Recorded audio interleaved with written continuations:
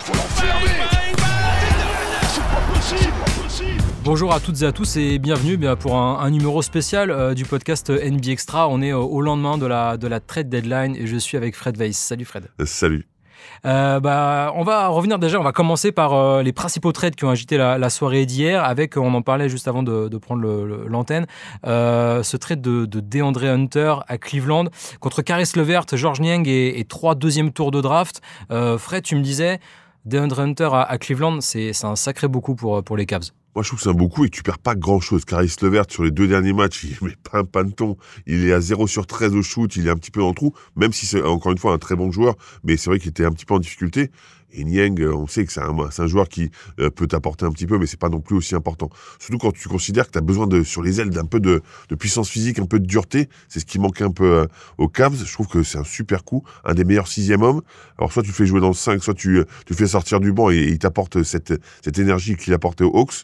Franchement, pour moi, énorme coup. Ce qui est bien pour Cleveland de se renforcer à l'aile comme ça, c'est que, j'imagine dans la direction des Cavs, on a déjà la tête au playoff, on sait déjà qu'on va devoir potentiellement affronter Boston à un moment ou à un autre. Et Hunter, c'est quand même pas mal sur l'aile pour défendre sur Tatum et Brown. Ouais, parce qu'il est solide, il est costaud, donc on sait que son impact va être intéressant. Il est à quasiment 40% de réussite à 3 points, donc ça aussi, ça peut être cool.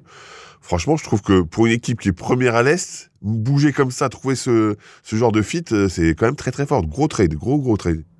Il y a aussi un trade pareil qui nous a beaucoup plu, les Clippers qui ont récupéré Bogdan Bogdanovic contre Terrence Mann et Bones Hyland. Il me semble qu'il y a peut-être des tours de draft dans l'histoire, mais ça doit être des deuxièmes tours. Pareil là aussi pour Bogdanovic qui arrive, on va dire, enfin dans une équipe qui a un peu d'ambition en NBA, et ça lui est pas arrivé souvent depuis qu'il est aux États-Unis à Bogdanovic, ce genre de cas. C'est clair, mais les Hawks dégraissent beaucoup. Oui, ça se demandait ce qu'ils attendent de la fin de saison. Ouais. Ils voulaient passer sous la luxury tax. Voilà, tout simplement. Je crois qu'ils ont réussi à le faire. C'est un super joueur qui est un peu en difficulté, un peu plus en difficulté cette saison, mais qui va forcément apporter cette capacité de shoot. C'est vrai que les Clippers font pas une mauvaise saison. On s'attendait à ce que ce soit bien pire, mais tu te dis que t'as un mec qui est capable de scorer, qui est un vrai danger. Et finalement, là non plus, la contrepartie est pas folle parce que Terrence Mann, oui, d'un côté, il est très bon défensivement. Offensivement, c'est un coup sur 2. Et Bones Hyland, il a un peu disparu des radars. Sauf qu'il va tester le marché, je crois, à la fin de la saison. Donc, à mon avis, il devrait essayer de se montrer un petit peu. Parce que, concrètement, on se rappelle de lui à Denver. C'était un très bon joueur. Ça nous avait un peu surpris, d'ailleurs, qu'il le laisse partir quasiment pour rien à l'époque.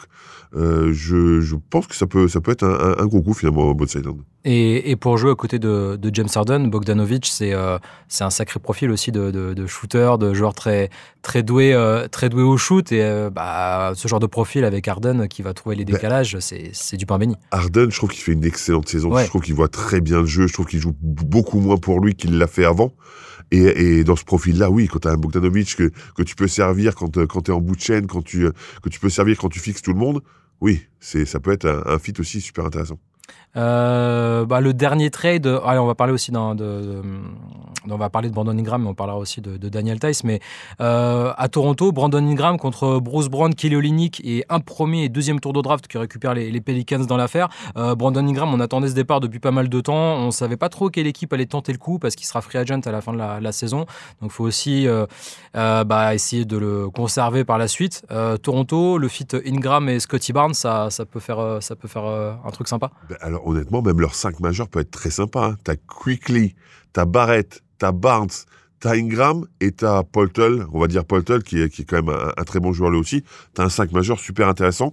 T'as un coach Rajakovic qui est plutôt bon et moi j'aime beaucoup les voir jouer. Je demande à voir parce qu'ils ont besoin de ballon quand même ces mecs, donc ça va être un petit peu chaud, il va falloir partager. Mais je trouve que sur le papier, le 5 majeur est plutôt cool. La question pour Toronto, c'est de savoir à combien en fait tu as réussi à prolonger, à signer Brandon Ingram à la fin de la saison. Parce que en fait, si tu lui donnes trop d'argent, on sait que c'est pas un joueur qui vaut 50 millions la saison. Lui, c'est ce qu'il voulait à un moment, il voulait le max. A priori, ça sera. On verra s'il y a un GM qui est assez fou pour lui donner. Toi, tu lui donnes ? Non, pas du tout. Je pense que personne en NBA lui donne. Il va falloir avoir une négociation. Je pense que cette équipe peut progresser. Je pense que cette équipe, encore une fois, joue très bien au basket. Et après, est-ce que ça lui suffira d'avoir un chèque assez intéressant et pas 50 millions. 50 millions, il les aura pas. En tous les cas, j'espère qu'il les aura pas à Toronto. Mais par contre, c'est un très bon joueur. Donc, le fit est bon. Il va falloir savoir, lui, ce qu'il veut. Parce que s'il veut continuer à jouer au basket dans une équipe compétitive, Mais il va falloir faire attention un petit peu à l'argent quand même. Dernier trade un peu marquant, c'est Daniel Theis qui est arrivé à Oklahoma City. Alors là, Il n'a pas été coupé. Il a été coupé, il a été récupéré sans aucune contrepartie. Sam Presti n'a pas donné un pic dans l'histoire? Je sais pas, c'était très bizarre cette histoire de Daniel Theis, quand on disait que c'était je l'ai pas noté. C'était sympa pour OKC et tout ça, et en fait, finalement, tu le coupes. J'ai pas bien compris l'histoire avec Daniel Theis. Vraiment. Daniel Theis qui arrive, alors on s'est dit au début, c'est peut-être parce qu'il y a un problème avec Holmgren. En fait, Holmgren devrait revenir. Il va pas tarder voilà, du tout. C'est ça. Et en fait, tu rajoutes. Alors, je vais pas dire un joueur d'impact, mais un joueur qui est toujours intéressant d'avoir dans son effectif, dans la rotation, si jamais sur 5-10 minutes max, tu en as besoin. Daniel Theis, encore une fois, chez le leader de la conférence Ouest, c'est pas mal. Oui, en plus, Hartenstein, il pourrait parler allemand tous les deux tranquillement. C'est vrai aussi. Non, mais concrètement, je suis pas sûr que ce soit vraiment nécessaire. T'as Hartenstein, t'as Chet Holmgren. Je trouve que c'est pas mal déjà en termes d'impact. En plus, super complémentaire sur le poste. Tu peux même les faire jouer ensemble. Je suis pas sûr que Theis soit vraiment nécessaire. Si tu l'as, oui, bien sûr, c'est un joueur qui peut être intéressant. Si tu l'as pas, c'est pas grave non plus, quoi. Alors, on va essayer de revenir un peu sur les trades marquants de cette trade deadline. Enfin, on dit la trade deadline, mais tout ce qui s'est passé, on va dire, sur la dernière semaine. Pour toi, qui sont les gagnants de cette période? On pense forcément aux Lakers, aux Spurs, et on va peut-être parler des Warriors, mais je crois que ton avis est un peu mitigé sur la question. Alors, pour moi, les plus grands gagnants, c'est les Spurs. Parce qu'ils avancent dans le projet de façon considérable, sans perdre grand-chose. Ils ont gardé leur ossature initiale et qui ne voulaient pas perdre, les jeunes. Donc, pour moi, c'est les plus grands gagnants. Parce que De'Aaron Fox et Wemby sur pick and roll, ça va être monstrueux. C'est un mec qui peut apporter sur les fins de match. On sait qu'il est ultra clutch. Il est jeune, il peut rentrer dans le projet. Je pense que vraiment, pour moi, c'est les plus grands gagnants. Et je ne pensais pas que les Spurs étaient capables de faire des trades à cette hauteur-là. Les Kings sont vraiment très sympathiques. Sans perdre grand-chose, finalement, pour San Antonio. Franchement, moi, je donne. Je donne sans problème. C'était ça la variable, en fait, pour San Antonio, c'est de savoir, OK pour récupérer Fox, mais si c'est pour envoyer Castle ou Vassell ou perdre... Moi, j'imaginais Keldon Johnson, minimum. Keldon Johnson. Minimum. Et sauf qu'ils ont envoyé Zach Collins, Trey Jones et Sidi Sissoko. Et Sidi Sissoko. Et c'est tout. Ouais, c'est tout. Franchement, je prends. Je prends toujours. Tout le temps. On parlera des Kings juste après, sûrement les perdants. Forcément, les Lakers, après, il y a toujours des gens qui vont te dire que c'est pas une bonne idée de perdre Davis, mais récupérer Luka Doncic contre Anthony Davis, ça reste peut-être le trade le plus improbable de l'histoire de la NBA. Et... Franchement, j'ai envie de dire qu'ils ont bien travaillé, les Lakers. Finney-Smith, quand il arrive, c'est déjà pas mal parce que ça t'apporte un peu de défense. Et ils se connaissent bien en plus avec Doncic. Donc exactement. C'est déjà pas mal. T'as Vanderbilt qui revient. Donc concrètement, c'est pas la trade deadline, oui, mais t'as un joueur d'impact défensif qui revient aussi. T'as Mark Williams que t'as re-signé. Alors oui, il y a certains qui vont dire il se blesse de temps en temps, fragile, etc. Ouais. Sauf que tout le monde critique aussi le staff médical de Charlotte. Donc concrètement, tu te dis que peut-être que ça sera mieux parce que finalement, ils ont réussi à gérer Anthony Davis, qui est quand même plutôt fragile aussi. Alors défensivement, tu perds un peu parce que Mark Williams, c'est quand il veut. Mais peut-être qu'il n'était pas motivé aussi quand tu joues à Charlotte. Est-ce que tu es vraiment très motivé de défendre? Tu as envie de te montrer plus qu'autre chose. Je pense que sur pick and roll, ça va être intéressant avec Luka, clairement. En plus, c'est une demande de Luka. Hein. Luka, il a dit j'aime jouer avec des grands qui vont aller hoop. Donc, on lui a donné ce qu'il voulait. Il avait Gafford, il avait Lively. Il a Mark Williams. Il part pas trop au change. Williams, franchement, vrai joueur de basket. Encore une fois, quand il est sur le terrain, Doncic, évidemment que ça va être intéressant. Non, moi je pense qu'ils sont gagnants. Encore une fois, les blessures et ça c'est indépendant de tout le monde. Mais par contre, concrètement, l'équipe est équilibrée. C'est une bonne idée d'avoir cédé Dalton Knecht à... C'est le seul truc. T'étais obligé. Franchement, à un moment, t'es obligé de lâcher un petit peu de l'Est. Et si je devais mettre un bémol, oui, c'est ça. Connect. Je trouvais qu'avec Doncic, ça pouvait être sympa. Mais encore une fois, t'avais tellement de problèmes à l'intérieur qu'il fallait que tu trouves à l'intérieur, forcément. Et il fallait alors peut-être que Reeves est meilleur à l'instant T que Connect, mais est-ce qu'un joueur comme Reeves ça va vraiment bien fitter avec Doncic sur le terrain, en plus avec LeBron? Est-ce que c'est déjà impossible d'avoir les trois, je pense, en même temps sur le terrain? Ouais, mais ça veut dire que sur du banc t'as un mec qui va pouvoir sortir. Je pense que ce sera évidemment Reeves et il peut apporter. Il a montré qu'il pouvait monter le ballon, qu'il pouvait faire des passes décisives, qu'il pouvait créer du jeu pour les autres. Non, je pense qu'encore une fois cette équipe est équilibrée. C'est plutôt une bonne trade deadline. C'est pas parfait. Encore une fois, Connect, il fallait le garder normalement, mais là, t'avais pas le choix. Donc, dans l'absolu, moi, je suis plutôt content de cette. En plus, tu sais que c'est ma franchise un petit peu, les Lakers. J'apprécie aussi les Lakers, il n'y a pas de problème, on peut le dire. Donc concrètement, ouais, je suis pas mécontent. Est-ce que ça positionne les Lakers comme un contender ou c'est trop juste encore? En partant du principe que Luka revient revient vite à son niveau de forme habituel. Honnêtement, moi je pense que oui. Ouais, ça commence à être dangereux. Après, t'as quand même rien qu'à l'Ouest, c'est un peu chaud quand même. Hein. T'as OKC qui, on en parlait tout à l'heure, qui est quand même bien armé. Il y a combien d'équipes qui visent le titre à l'Ouest à part OKC et Denver? Voilà, t'as 2 équipes finalement qui sont un peu au-dessus de la mêlée.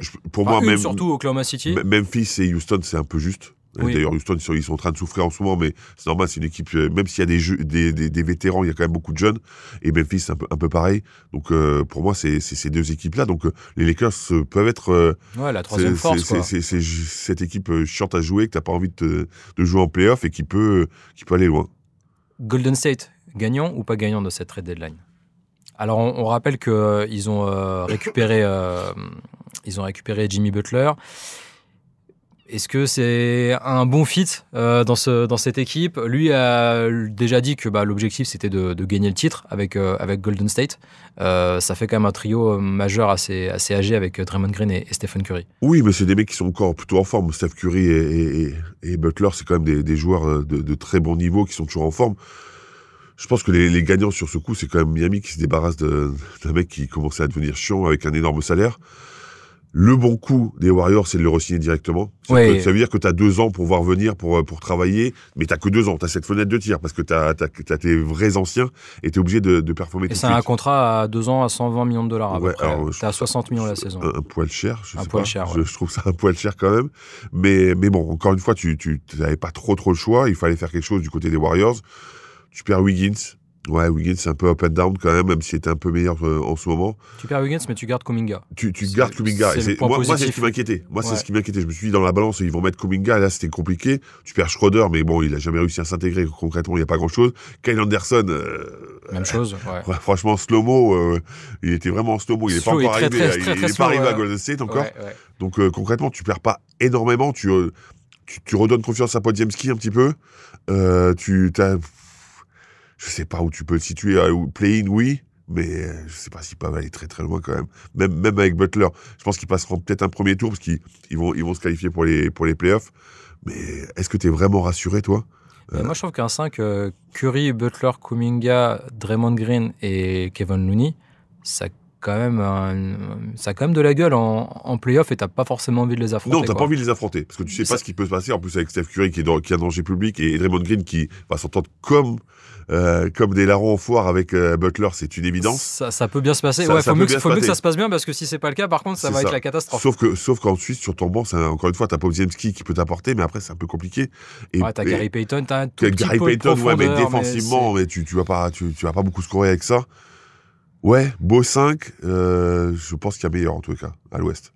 C'est pas suffisant pour être champion. À mon avis, c'est pas suffisant. Parmi les perdants, on a commencé à en parler avec Sacramento, qui a pas récupéré grand-chose finalement contre... Ils ont récupéré l'Aravia. L'Aravia, c'est pas mal. Ah ouais. Non, franchement, alors évidemment, c'est pas un super trade, hein, mais je m'attendais pas à ce qu'ils récupèrent ça. C'est pas si mal que ça. Ça densifie un petit peu le truc. Voilà, c'est à peu près tout. Ouais, c'est ça. J'ai l'impression que quand tu récupères Lavine, ça fait rêver personne. Ouais, après, c'est finalement quand tu pars du principe que tout le monde avait dit que De'Aaron Fox voulait partir et en plus aller à San Antonio. Quand t'es un peu à la place de Sacramento, t'es coincé parce qu'en fait, tout le monde sait que tu vas perdre le joueur, donc faut essayer de récupérer un minimum. Tout le monde va vouloir te saigner au maximum. Voilà, c'est ça. Finalement, Zach LaVine. Le problème, c'est d'avoir Zach LaVine plus DeMar DeRozan ensemble. C'est-à-dire que tu reproduis à Chicago où ça s'est super bien passé. Hein. Vraiment, avec un intérieur européen, qui n'aime pas défendre. Ouais. Mais très doux en attaque. Donc, t'as Valanciunas en plus.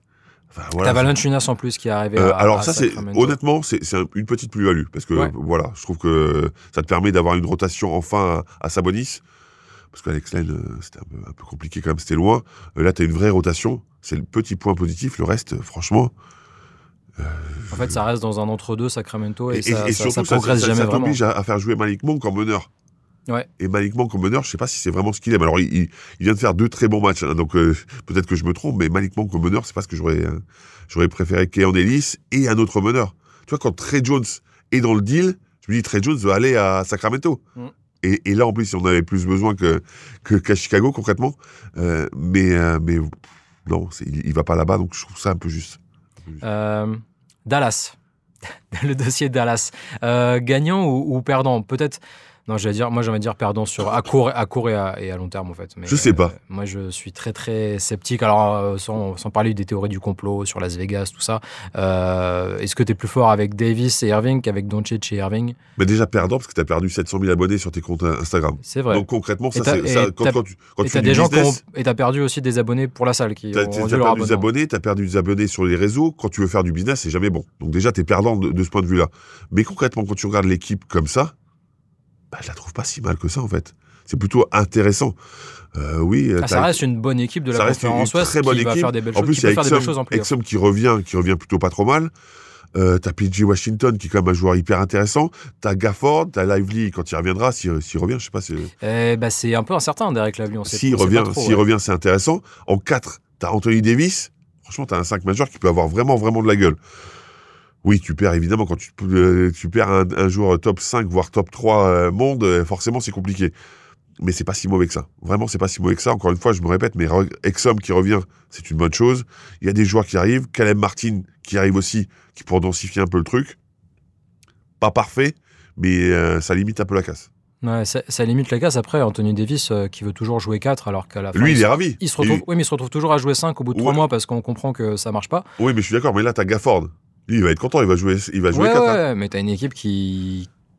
t'as quand même 2 intérieurs qui ont besoin de rester un peu dans la raquette, quoi, parce que Davis, il arrive plus à shooter de loin. Il faut pas qu'il shoote à 3 points parce que c'est toujours une mauvaise idée quand il fait ça. C'est toujours une mauvaise idée, je suis d'accord. En termes de spacing, ça va être compliqué. Ouais, en termes de spacing. Soit il est avec Gafford, soit il est avec Lively s'il revient. Ouais. Et là, il n'y a pas beaucoup d'espace dans la peinture. Moi, je trouve ça vachement plus intéressant de jouer avec Davis en 5 et Washington en 4. Ah, mais bien sûr.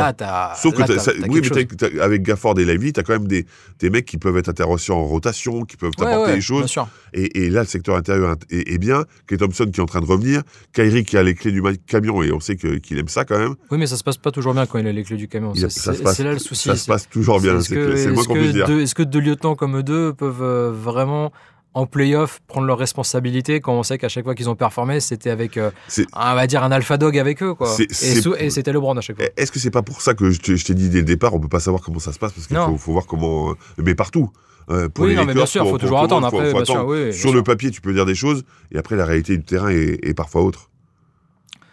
Alors, après, j'ai préparé des petites questions. Les trades que tu aurais aimé voir et qui n'ont pas eu lieu. J'en ai listé quelques-uns, des trucs qui auraient pu être sympas. Alors, c'était des trades qui auraient vraiment pu arriver ces derniers jours. Ça, après, les GM en ont décidé autrement, mais Kevin Durant, qui est à un moment lié à Dallas et à Golden State, ça aurait été un truc que tu aurais aimé voir ou pas? Alors, j'aime pas ceux qui reviennent avec leurs ex. Donc, je sais pas. Pas Golden State. Pas forcément Golden State. Alors, sur le papier, ça aurait été génial, bien sûr. Mais connaissant KD, et d'ailleurs, vu sa façon d'en parler, il est plutôt d'accord avec ça. Oui, il n'était pas du tout chaud pour revenir. Dallas, ça aurait pu être intéressant, bien sûr. Reformer le duo Kyrie-KD. Je suis pas sûr que ça ait fonctionné non plus beaucoup. Non, mais tu perdais. C'est quoi? Qu'est-ce que tu donnais en échange? Tu perdais beaucoup. C'était hyper compliqué. J'ai fait un rêve. J'ai fait un rêve, vraiment. Parle-moi de tes rêves. Et Giannis pour KD.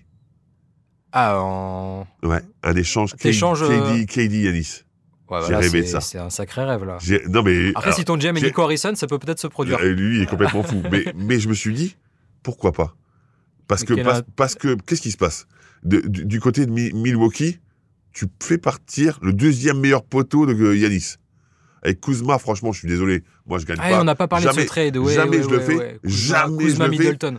Middleton qui est en train de revenir un petit peu en plus. Jamais je le fais. Moi, je suis pas d'accord avec toi. Ah non, Kuzma. Mais t'as vu comment il jouait à Washington? Ouais. Alors oui, si tu vas me dire c'est Washington. Mais la saison dernière, il était bien mieux. Le talent est là, oui. Mais moi, je suis pas sûr de le faire. Et en plus, encore une fois, tu enlèves le meilleur poteau de ton franchise pour franchement pas progresser de fou. Pour moi, tu as échangé Kyle Kuzma contre rien, parce qu'en fait, Middleton, tu peux plus compter sur lui. Je pars du principe que Middleton... T'es dur, il est en train de revenir.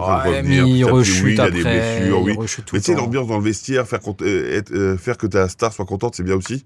C'est vrai. Donc c'est pour ça que mais t'avais un joueur qui jouait pas, en fait. Et tu récupères Kyle Kuzma, qui potentiellement peut s'adapter, peut apporter du spacing. Je demande à voir. Moi, je suis pas content de ce trade. Vraiment, je suis pas du tout content de voir Kyle Kuzma à Milwaukee avec Giannis. Honnêtement, je pensais que ce serait même lui qui demanderait le trade. Qui devrait partir. Okay. Mais après, si ça se trouve, il a été concerté et c'est lui qui a demandé Kuzma. Mais sur le papier, comme ça, je voyais pas trop l'intérêt. Je n'ai pas trop compris. Et je me disais, un petit KD contre Giannis, ça pourrait être intéressant pour tout le monde, en fait. KD qui pouvait jouer au 4, mais qui apportait autre chose, alors moins de défense, et qui pouvait un petit peu permettre aux autres d'être contents. Et Giannis qui permettait justement du bon spacing du côté des Suns. Ouais, ça aurait pu être. Franchement, ça aurait été un sacré. Alors celui-là, il ça aurait aurait été incroyable. De fou. Celui-là, il Je aurait suis été d'accord. pas mal. Un trade de fou. Ouais, Sauf que quand tu peut matcher au réfléchis, niveau des salaires. Ouais. imagine Giannis aux Suns. Ouais, c'est incroyable. T'as Booker qui pourrait avoir son poste tranquillement, qui pourrait avoir les clés du camion sur l'extérieur. Giannis à l'intérieur. Surtout que Phoenix a perdu Nurkic aussi dans la. Ouais, enfin perdu, non, ils l'ont donné. Oui, bon, ils l'ont. Ils voulaient plus l'avoir, quoi. Ouais, ils l'ont fait partir. Donc ils jouaient plus de toute façon. Ouais. Donc non, moi je trouvais ça hyper sympa. Bon, c'était un rêve. Hein. J'étais pendant ma sieste et je discutais avec. Mais c'est ce qui arrive à Nico Harrison en fait. Il en a rêvé comme ça. Ouais, mais je pense que lui il l'a fait. Le problème c'est que lui il est capable de le faire. Ouais, c'est ça. Et en fait, un trade tout simplement de KD, je pense que ça aurait pu être pas mal pour l'histoire de la ligue parce que en fait, t'as l'impression qu'il perd son temps désormais à Phoenix dans une équipe, une franchise qui joue absolument plus rien et qui va se retrouver bloqué là. Mais en même temps, je années. te dis, si tu fais KD Giannis, Bradley Beal il peut revenir à jouer dans le 5 et apporter sur les ailes. Devin Booker à côté. T'as une force intérieure, enfin, du côté des Suns.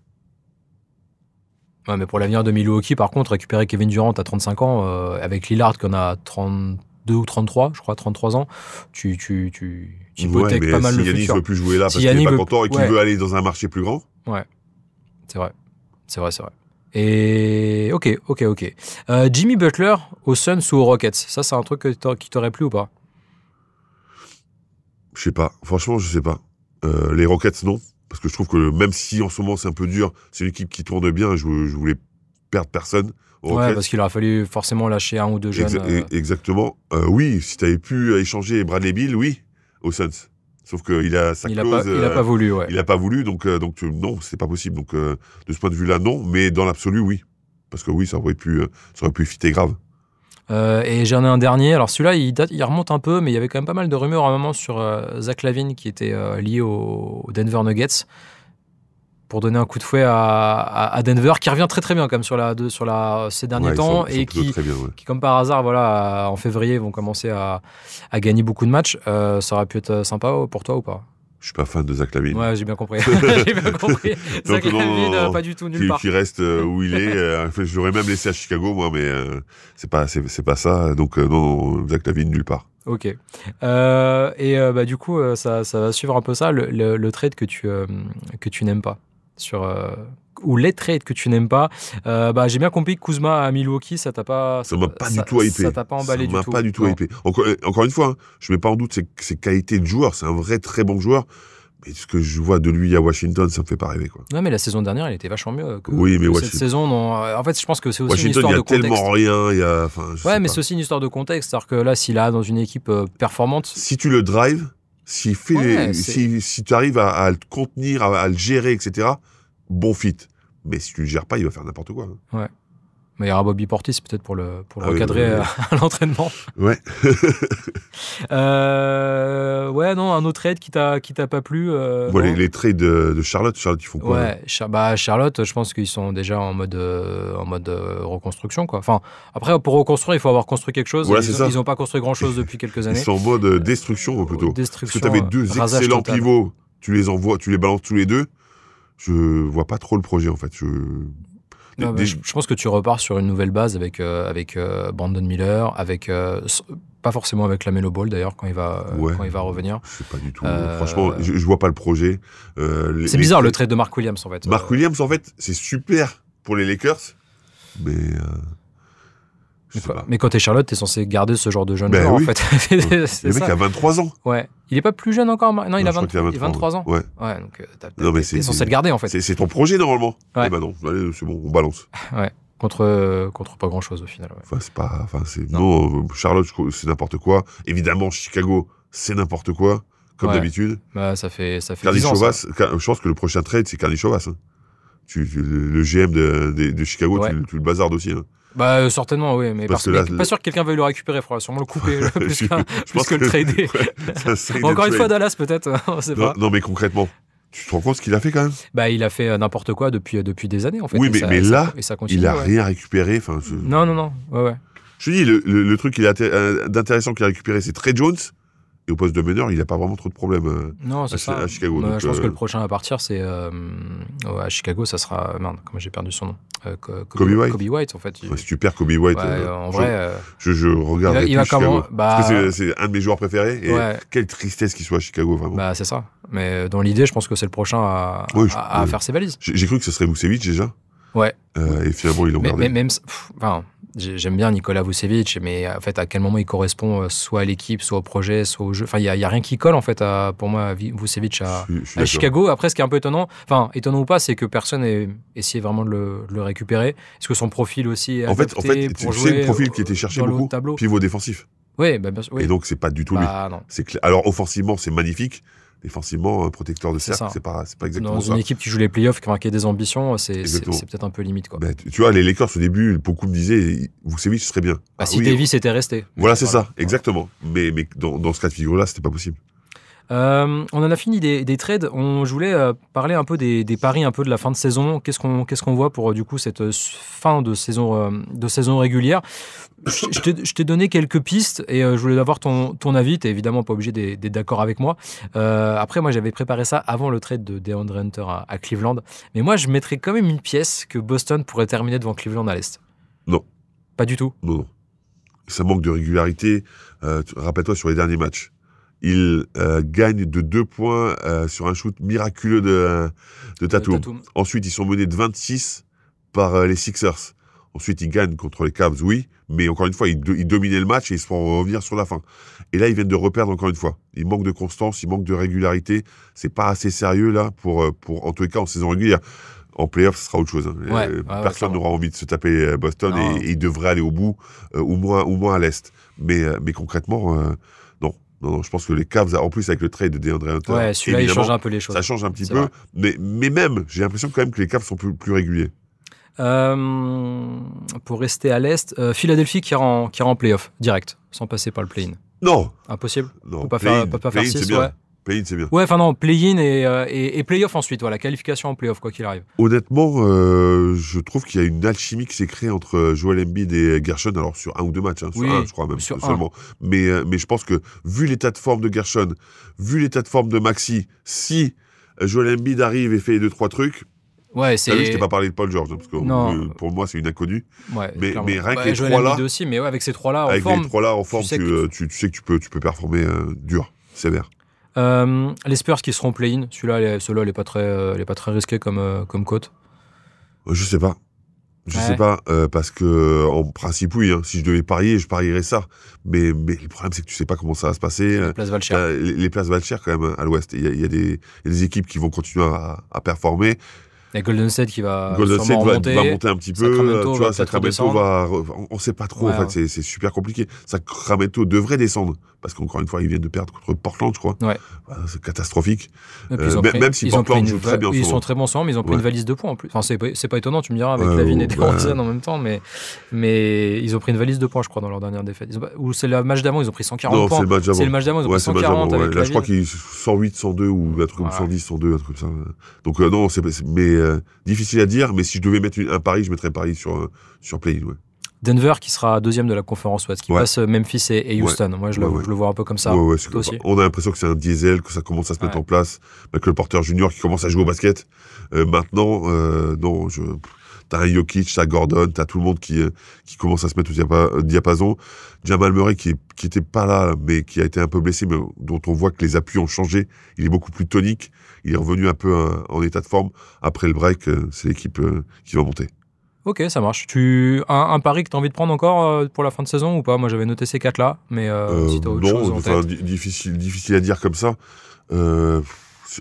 Moi, je te ferai un pari un peu plus lointain. Je te dirais OKC en finale NBA. Ok, moi je dirais pas ça justement. Mais en fait, réellement. Je crois qu'on les voit un tout. Moi j'adore OKC, mais je trouve qu'on les voit un tout petit peu trop réellement, bons pour les playoffs. Je te dirais Denver. Ouais. Mais j'ai envie de mettre. Tu m'as dit un pari. Un pari, non, t'as raison. Oui, bien sûr. Et je me dis qu'avec Chet Holmgren, t'as quand même à l'intérieur, t'as tout ce qu'il faut, à l'extérieur, t'as tout ce qu'il faut. T'as Caruso qui va défendre, t'as des mecs qui sont vraiment bons. T'as Shea qui est en train de montrer vraiment l'étendue et la panoplie de son talent. J'ai envie de dire que je vais parier ça. Pour moi, il a une petite inconnue dans cette équipe, même au-delà du physique d'Holmgren, tout ça, c'est Jalen Williams. C'est-à-dire que sur des matchs au couteau... t'es dur. Attends, je te dis, sur des matchs au couteau, est-ce que quand Shai est pas forcément dans un bon soir, est-ce que lui, il peut porter l'équipe en attaque ? Je pense. Moi, c'est la seule interrogation que j'ai, et c'est le seul pense. truc qui me fait dire que s'il y a un couac, ça arrivera plutôt par là, tu vois. Alors, et je trouve qu'offensivement, ils peuvent parfois être un peu bloqués sur certains aspects, notamment à 3 points. Les soirs où, je sais pas, et je trouve qu'il manque un soupçon de talent, je trouve, en attaque aux côtés de Shai. le problème, c'est que tu es encore plus dépendant que Denver, de ton franchise. Si Shai est pas bon, c'est encore pire qu'à Denver. À Denver, c'est compliqué, mais là, c'est vrai qu'en termes de talent offensif, ça manque un petit peu. Ça, voilà, je peux pas et sur des matchs de playoff où on sait que voilà, ça se joue sur 2-3 possessions, est-ce que Jalen Williams il peut passer le cap en playoff qu'il a passé en saison régulière, mais je trouve qu'il n'y a pas une progression aussi importante que ce qu'on pouvait l'imaginer entre la saison dernière et cette saison pour Jalen Williams. Tu veux que je dise la vérité? Moi, ce qui m'a choqué, c'est la NBA Cup. C'était un match qu'ils devaient gagner. J'ai encore ce match en tête où ils se font massacrer par Milwaukee. Et ça, c'est pas normal. Celui-là, il me reste un peu en travers de la gorge. Parce que c'est des matchs couperés. Et honnêtement, je me suis posé c'est un match 7 en fait. Ouais, c'est un match 7 celui-là, tu vois. Et là, tu t'es rendu compte que c'était un peu tôt. Mais il n'y avait pas de Chet, encore une fois. Il n'y avait pas de Chet. Et Chet, je me dis que c'est quand même un game changer. Vraiment. Ouais, mais Chet qui n'a pas joué quasiment de la saison et qui va devoir il va lui rester un mois et demi. Tu sais comment ça se passe en NBA? Il va revenir, il va être en forme. Même Joel Embiid est revenu, il a fait un triple-double. Ouais. Donc les mecs savent préparer les gars. Mais c'est un jeune joueur, donc il n'a pas forcément l'expérience de Joel Embiid qui sait lui comment revenir d'une blessure, quoi. C'est vrai, mais il est revenu d'une grosse blessure aussi, Chet Holmgren, et il a aussi cette capacité à être très intelligent. Donc je pense que ça peut aider. Tu m'as dit de prendre des paris. Non, je prends des paris. J'avoue, tu prends paris et après je te dis non, c'est pas possible. Ouais, c'est ça. Donc ça sert à rien de parier. Non, ça marche. Bon, écoute, je crois qu'on a fait le tour. Tu vas devoir aller te préparer pour l'émission. Ouais. Merci Fred pour ta présence. C'était super cool. Et puis je te dis à très bientôt. Et je vous souhaite une très bonne journée à toutes et à tous. Ciao. Bye.